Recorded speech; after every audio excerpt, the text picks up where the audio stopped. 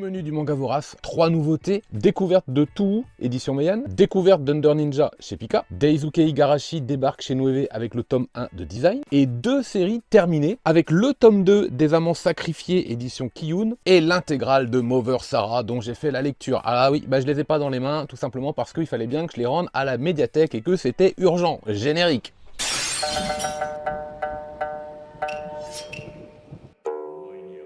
Et on commence tout de suite ce Manga Vorace avec la découverte lecture tome 1 de Touhou. Forbidden Scrollery, ça me fait marrer ce titre, Touhou.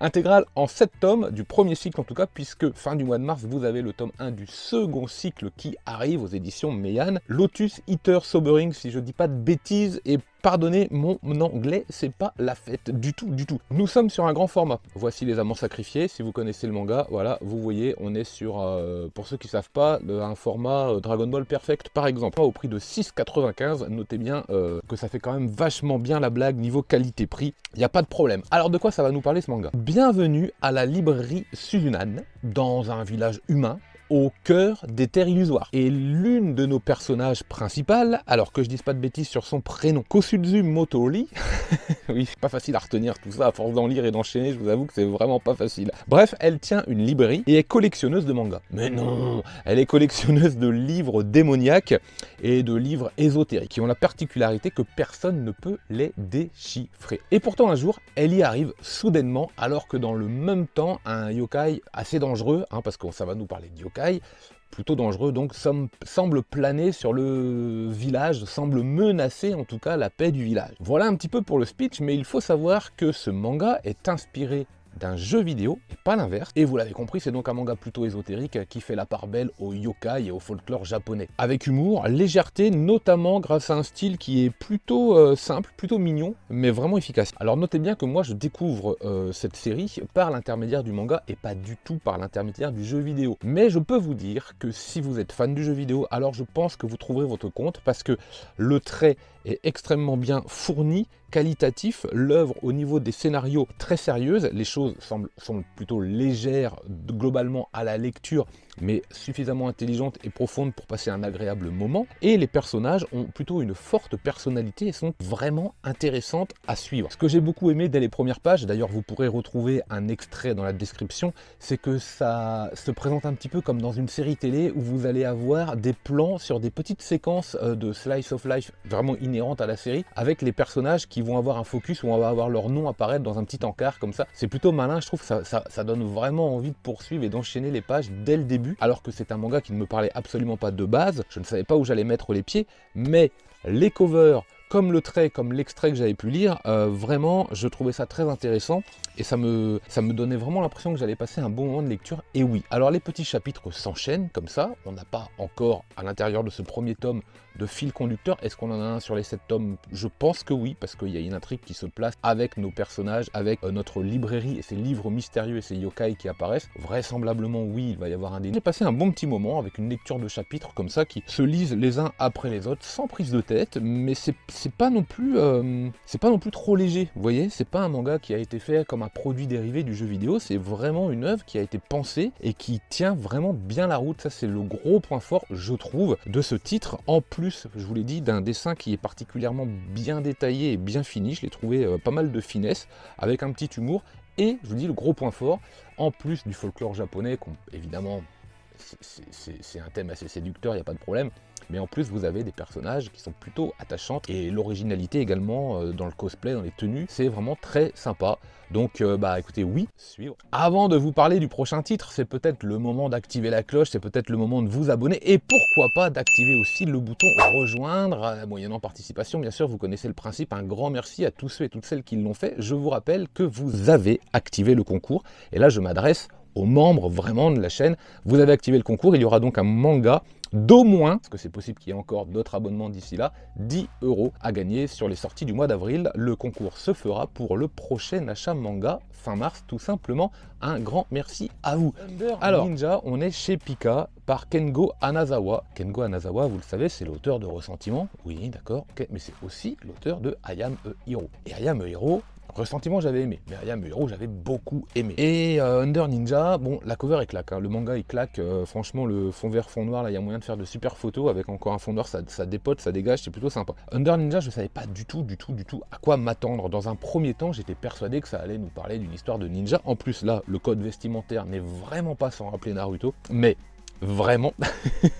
Et en fait, j'ai été surpris, mais c'est pas du tout ça, ça se passe dans les temps modernes, ça se passe à l'heure actuelle, ça se passe aujourd'hui, et vous allez suivre les péripéties d'un jeune un peu loser de Kuro Kumogakure, qui est ninja. Voilà, parce que les ninjas sont partout, ça représente une organisation mondiale, et là, il se trouve qu'ils sont au Japon, ce qui semble être une problématique, ce qui semble souligner un danger potentiel. Pour l'instant, on n'en sait rien. Nous, de notre côté, nous allons suivre en fait notre jeune personnage qui glande un petit peu, qui n'a pas de contrat, parce que les ninjas ont différentes classes, vous le savez, et puis lui, bon, il est un peu loser en fait dans le domaine. Mais très vite, s'il est catégorisé par ses pairs comme un ninja de rang inférieur, on s'aperçoit quand même que c'est du high level par rapport à nous, parce qu'il y a des situations où du coup il fait des choses, c'est absolument génial. Je vous jure que ça, c'est exactement comme ça qu'on a envie de lire un manga avec des ninjas. C'est génial, j'ai dévoré le titre, je me suis laissé un peu... Allez, c'était vraiment l'auteur de Ayame Hero, donc je lui ai fait confiance, j'ai démarré, j'ai pris... Le début démarre, c'est très bizarre le début, parce que ça démarre avec, bon, des pages couleurs, ok, mais une espèce de situation de guerre et en anglais. Et là, je dis, mais qu'est-ce qui se passe? Qu'est-ce qui se passe? Pourquoi c'est en anglais? Bon, il n'y a pas grand-chose à comprendre, hein. C'est de l'action, donc on comprend assez vite, assez bien. C'est assez étrange, c'est assez déroutant, et c'est surtout un frein, en fait, à l'entrain qu'on peut avoir pour la lecture. Ça, c'est balayé dès le premier chapitre, mais un pur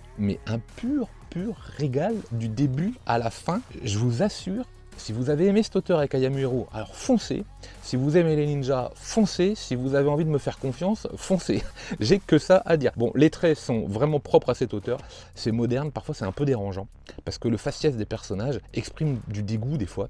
Et les situations du slice of life sont souvent des trucs un peu crades, un peu crassous, un peu pervers, un peu vicieuses. Et c'est assez dérangeant par moment. Je pense que... Est-ce qu'il y a un âge? Alors, il n'y a pas d'âge, il n'y a pas d'avertissement de lecture, mais quand bien même, c'est peut-être pas à mettre entre toutes les mains. Ça s'adresse quand même à un public qui a... Allez, adolescent minimum. Voilà, adolescent minimum. Mais en tout cas, c'est absolument... mais c'est top. C'est top. Les techniques de ninja, l'intrigue qui vraiment monte en intensité au fur et à mesure, on sent qu'il y a quelque chose, c'est pas un titre gratuit, Under Ninja, je vous en dis pas plus, mais c'est pas gratuit. L'histoire, le fait d'utiliser des ninjas, c'est pas non plus pour faire vendre, il y a rien de gratuit dans ce titre, il y a un vrai scénario, il y a une vraie intrigue, il y a un vrai fond, une vraie ligne directrice pour l'auteur. Je suis persuadé qu'il sait où il va, et je pense que la série va durer, parce que c'était savoureux. Grosse découverte de ce début d'année 2023. Suivant. Allez, on enchaîne maintenant avec une lecture que j'ai terminée, et le tome 2 attendu des Amants Sacrifiés. C'est presque une erreur d'ailleurs de ne pas avoir sorti les deux tomes d'un coup. C'est vrai que c'était assez frustrant la fin du tome 1 de devoir attendre. Bon, ça y est, c'est fait. L'avantage, c'est que le manga était suffisamment bon scénaristiquement pour que moi je puisse démarrer le tome 2 sans avoir besoin de regarder ce qu'il y avait à la fin du tome 1. Je me rappelais vraiment bien, et c'est un gage de qualité. C'est pas moi qui ai une bonne mémoire, en fait, c'est juste que c'est le manga qui m'a fait avoir une bonne mémoire. C'est comme ça qu'il faut le voir. Alors Kakizaki, il dessine, vous allez aimer, vous allez pas aimer. Je sais que des fois, pas mal n'aiment pas forcément ce trait. Moi j'adore. J'adore parce que c'est fin, c'est puissant. Il y a un style, mais vraiment, mais génial. Moi, j'adore. Les jeux de visage, il y a un petit côté à l'ancienne, là, façon Street Fighter. Des fois, j'ai l'impression de voir Bison sur certains personnages. Et même un peu de Bastard au niveau du trait, de la façon de dessiner les nez et les visages.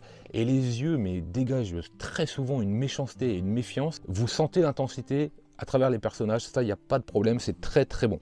Le titre, lui, nous plaçait en pleine guerre mondiale, en pleine seconde guerre mondiale, avec le Japon qui allait entrer en guerre contre les États-Unis.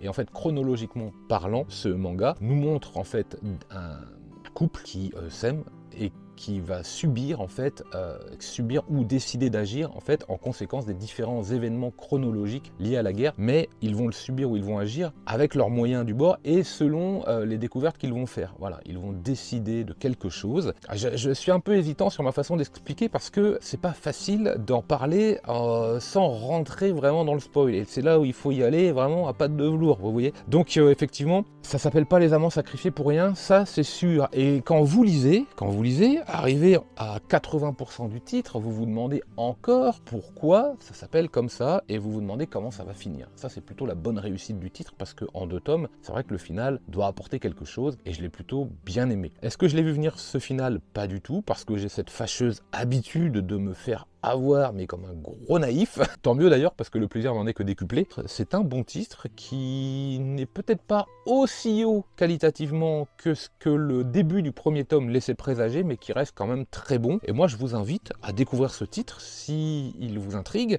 si vous avez envie de découvrir Kakizaki, parce que Kakizaki, c'est un auteur à découvrir, ça c'est clair et net, au moins avec Green Blood. Ah bah non, j'ai enlevé Green Blood puisque vous allez avoir du mal à le trouver, mais Beastarius et pourquoi pas au niveau du dessin avec Rainbow, mais vraiment oui, c'est un très bon auteur et à travers des dessins qui sont vraiment masterclass et un scénario qui, même s'il n'est pas foufou, reste maîtrisé, vous allez passer un bon moment de lecture, je recommande. Suivant. Alors il est temps de s'attaquer maintenant à Mover Sarah et je l'attaque les mains vides. J'ai fait donc la lecture du tome 2 jusqu'au tome 11 et puis bah, je les ai rendus malheureusement.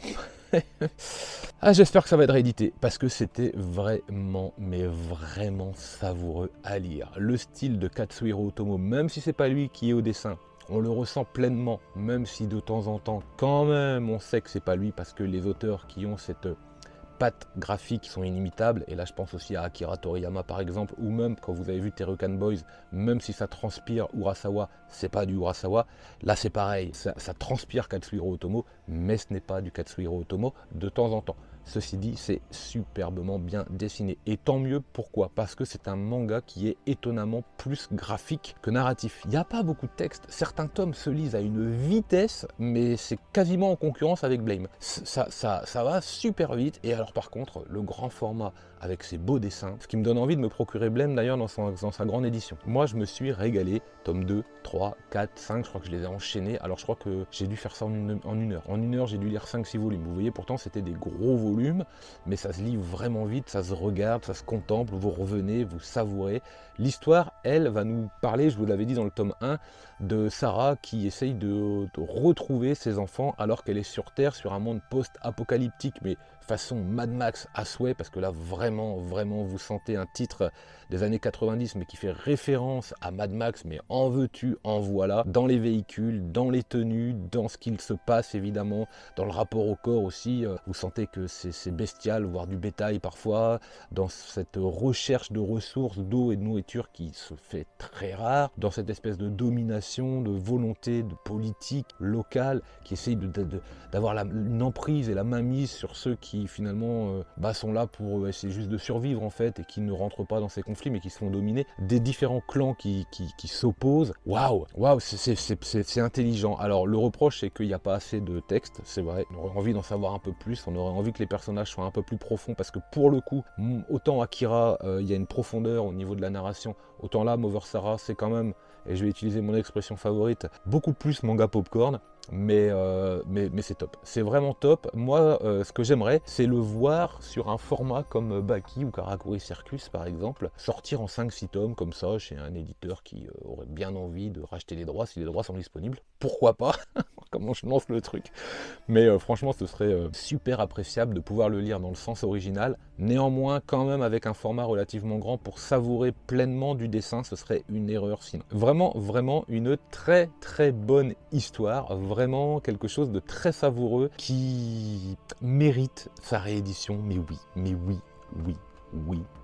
Suivant, et on va conclure ce manga vorace avec la découverte du tome 1 Design chez Nueve Graphics par Daisuke Igarashi. Alors moi, avec Nueve Graphics, j'ai pas une relation très fusionnelle, c'est souvent une déception, et souvent je trouve les titres très étranges. Là aussi, là je dois bien le dire, j'ai trouvé ce manga très étrange. Avec Les Enfants de la Mer, c'est délicieux, c'est de la poésie, enfin pour l'instant en tout cas le tome 1 c'était absolument génial. Là je dois bien vous dire que vous êtes balancé dans un univers, tu vois, waouh. Et pour vous l'expliquer, je le ferai pas aussi bien que si je lis ce qui est écrit là. Donc vous allez tout comprendre. Vite fait, comme ça, hybride d'humains et d'animaux développés en laboratoire, donc les HA, Humanized Animals, ils sont dotés de capacités extraordinaires et d'un fabuleux instinct de meurtre. Mais oui, c'est d'une violence par moment, mais oui, c'est waouh, vous prenez bam 2 claques aller-retour. Mais entre leur utilisation discutable et les motivations de leurs créateurs encore plus nébuleuses, quelle place y a-t-il pour des êtres dont le code génétique n'est plus qu'une affaire de design? Et voilà le speech du manga, voilà de quoi ça va nous parler. Et là vous vous dites mais à quel moment on peut avoir ce genre d'idée? C'est complètement pété. Alors je passe du coq à l'âne, l'édition est très belle pour le coup, c'est très sympa et c'est superbement bien dessiné. Peut-être quelques ratés par moment de mon point de vue, mais globalement les dessins sont absolument superbes. Et les scènes carnassières, les scènes de meurtre, l'instinct, on ressent vraiment cette espèce de danger et d'instinct qu'il y a, ce côté prédateur de ces êtres très particuliers. Hein. Vous voyez le tigre avec une tête de femme avec ses pattes de grenouille. Ils sont particulièrement énervés. Je peux vous dire qu'ils sont particulièrement énervés. Et étonnamment, le manga contraste entre des scènes brûlantes, violentes, parfois dégueulasses, et une espèce de poésie qui se dégage à travers le rythme, à travers le trait, et même à travers l'ambiance par moment. La lecture est très perturbante, parce que le propos du manga est incroyablement sérieux et profond, mais très décalé au niveau de ce que ça propose, parce que c'est de la hard science-fiction, donc ça va quand même chercher très loin dans l'univers. C'est assez perturbant, je vous avoue. Moi, de mon côté, comme un idiot, j'ai pris ça comme un one-shot. J'étais persuadé de lire un one-shot. Et j'avoue, jusqu'à ce que je me rende compte que j'avais du mal à me dire ça va être bien, ça ne peut pas être bien, je suis en train de lire un truc, je comprends pas où on va et il va pas y avoir de fin. Mais en fait, passé la moitié, je me disais tellement que ça allait pas être possible que je suis allé voir les dernières pages et je me suis dit mince, mais c'est pas du tout un one shot. Et j'avais pas vu en fait le 1 là, j'avais pas vu le tome 1. Donc effectivement, ouf, il y aura une suite, ouf, il y aura quelque chose à comprendre, parce qu'en fait, vous pouvez pas comprendre là quand vous avez lu les 2/3 du tome 1, en fait, vous dites mais qu'est-ce qui se passe, je suis perdu, et vous arrivez plus à savoir si c'est bien, si c'est pas bien, si les personnages sont bons ou mauvais, si franchement vous nagez, vous pataugez un peu là-dedans, mais vous aimez le faire. Ça c'est paradoxal, vous aimez le faire. Donc c'est un bon titre, il est fort probable que je continue la lecture. Peut-être que tout seul, ce tome 1, je lui ferai pas confiance, mais l'auteur, notamment grâce aux Enfants de la Mer, je lui fais carrément confiance. Donc on va poursuivre cette lecture, j'espère ne pas être déçu. Ça reste assez simple hein, au niveau des plans et de sa construction graphique, ça y a pas de problème, mais le propos lui-même est assez étonnant quand même. Donc attention, je le recommande pas pour tout le monde, mais quand même, jetez-y un coup d'œil en librairie par curiosité. Bah écoutez, voilà, c'est la fin de ce manga vorace. J'espère que vous avez passé un bon moment. Je vous donne rendez-vous vendredi pour le top manga 2014. On fera pareil qu'avec le top 2010 sorti il y a quelques temps. D'ici là, lisez plein de mangas. Et moi, je vous dis... Manga!